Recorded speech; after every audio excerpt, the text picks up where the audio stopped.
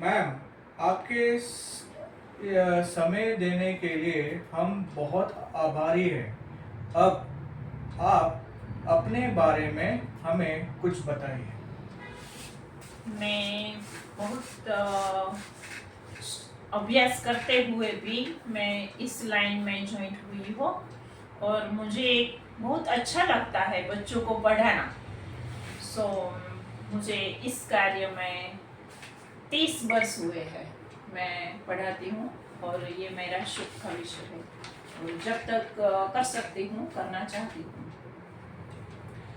Madam, आप school की academic activities को ध्यान देते हैं और उसे पहले दर्जे का महत्व देते हैं, तो ऐसा करने के लिए आप कौन से कदम लेते हैं?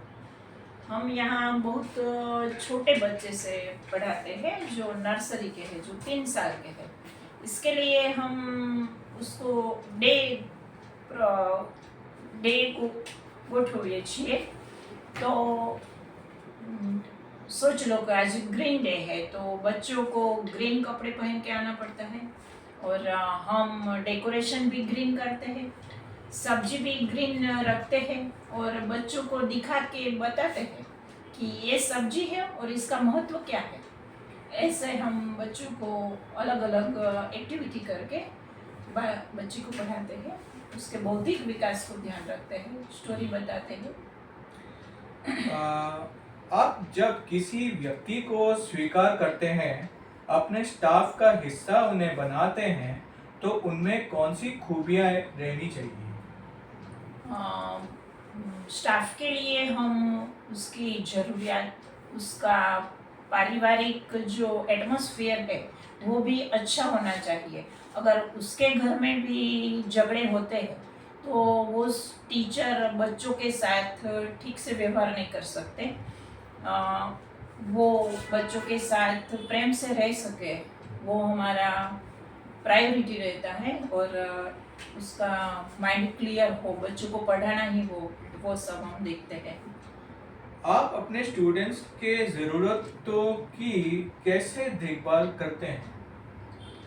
हम उसको प्रोत्साहन करते हैं, जो उसके माता पिता जो होते हैं उसके घर में कभी कभी जो झगड़े होते हैं तो बच्चा सुबह बहुत डिस्टर्ब होके आता है, वो लंच बॉक्स नहीं लाता होता क्योंकि उसके घर में रसोई नहीं बनती सुबह सुबह। तो इस बच्चे को हमें बहुत प्यार से समझाना पड़ता है, उसे हम बच्चों को शेयर करने को कहते हैं तो सब सारे बच्चे लंच बॉक्स शेयर करते हैं तो वो घर का जो माहौल उसका जो हुआ था वो भूल जाता है और फ्रेश हो जाता है। कभी कभी ऐसा भी होता है कि बच्चे जो हमने कोई वस्तु मंगाई है वो नहीं ला सकता, उसको खर्च नहीं कर सकता, तो उसको हम स्कूल में से देते हैं। कभी कभी तो ऐसे बच्चे, हमारे छोटे बच्चे वो सीख जाते हैं तो वो जानते हैं कि ये बच्चा नहीं ला सकता तो वो भी मदद करता है और वो अपनी वस्तु शेयर करता है, वो हम ध्यान रखते हैं। अपने स्कूल की रेपुटेशन का आप कैसे ध्यान रखते हैं? इसके लिए हमारे स्कूल में सभी लेवल के बच्चे आते हैं जिसका परिवार की आर्थिक समृद्धि भी अच्छी होती है, वो भी आते हैं और जिसके घर में मजूरी काम करते हैं वो भी बच्चे आते हैं।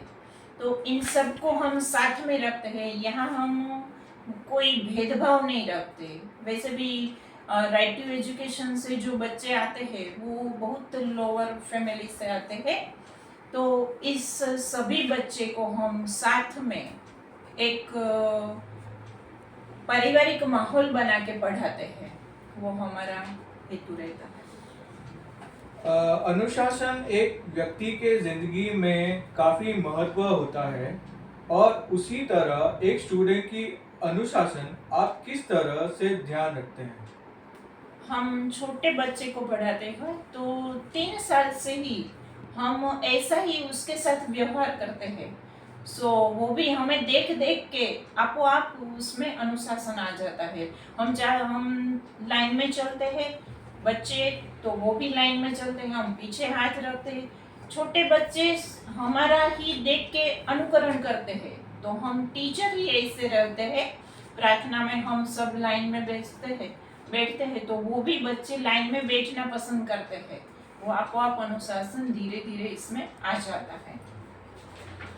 एक स्टूडेंट की सुरक्षा काफी मायने रहती है, तो उसे सुरक्षित रखने के लिए आप किस तरह के कदम उठाते हैं? हम स्कूल का जो वातावरण है वो सुरक्षित रखते हैं। हम जो बच्चे वाहन में आते हैं उसका हम कॉन्टेक्ट नंबर रखते हैं। अगर किसी बच्चे को पहले लेने आने होते हैं तो हम पेरेंट्स को फ़ोन करके जानते हैं, इसलिए पेरेंट्स भी अपने बच्चे को स्कूल में सुरक्षित महसूस कर सके। और हमारे स्कूल का वातावरण भी ऐसा होता है, एक क्लास में 2 टीचर होते हैं, एक पढ़ाते हैं तो दूसरा सभी बच्चों पर नजर रखते हैं, कोई शरारत ना कर दे, किसी को कोई लग ना जाए, ऐसे वातावरण होता है। आपके एजुकेशन या शिक्षा में एक स्टूडेंट को कौन से सब्जेक्ट्स आप पढ़ाते हैं? हम बच्चे को जो गवर्नमेंट तरफ से जो होते हैं वो सब्जेक्ट सभी पढ़ाते हैं। नर्सरी से बच्चों को वस्तु दिखाते हैं और इसका मूल्य महत्व सभी समझाते हैं। और छोटे बच्चे को जो हमारी रोजिंदी वस्तु है उसका परिचय देते हैं, ऐसे बच्चे को पढ़ाते हैं। छोटे बच्चे तो ऐसे पढ़ते जाते हैं। आप यहाँ के प्रिंसिपल हैं, तो आपको किस तरह की चुनौतियों का सामना करना पड़ता है? बहुत सारी चुनौतियाँ आती है। स्टाफ को संभालना होता है, पेरेंट्स को संभालना होता है। कभी कभी पेरेंट्स अपने बच्चे की कंपैरिजन दूसरे बच्चों से करते हैं और इससे इसको इतना मार्क्स आए, हम हमारे बच्चे को कम आए, तो वो समझाना हमें बहुत मुश्किल पड़ जाता है। कभी कभी बच्चों की जो आंतरिक झगड़े होते हैं वो पेरेंट्स तक पहुंच जाते हैं, उसको सुलझाना भी हमारे लिए कठिन बन जाता है। जब एजुकेशन या फिर शिक्षा जो कभी भी रुकती नहीं है, आप तब अपने स्टूडेंट्स के मेंटल हेल्थ के लिए आप क्या करते हैं? मेंटल हेल्थ के लिए हम बच्चों के साथ बहुत प्यार से रहते हैं।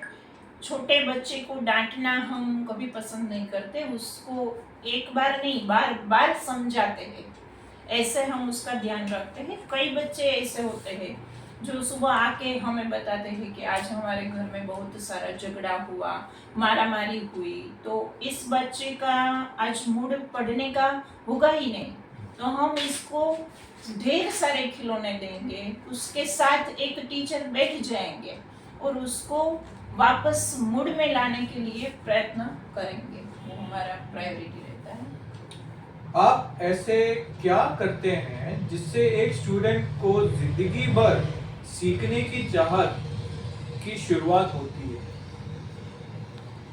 हम बच्चे को जब छोटे से होते हैं तब से बड़े होते हैं तब तक पढ़ाते हैं, तो हम बच्चे का इंटरेस्ट किस में है वो हम जान जाते हैं। तो हम उसे इंटरेस्ट को बढ़ाने के लिए उसमें नया नया रुचि देते हैं, तो उसकी धगस बढ़ जाती है कि आज मुझे ये करना है, ये जानना है। और आज मोबाइल के युग में बच्चे गूगल में से और ज़्यादा लाते हैं, हम थोड़ी माहिती देते हैं, इससे बढ़कर लाते हैं।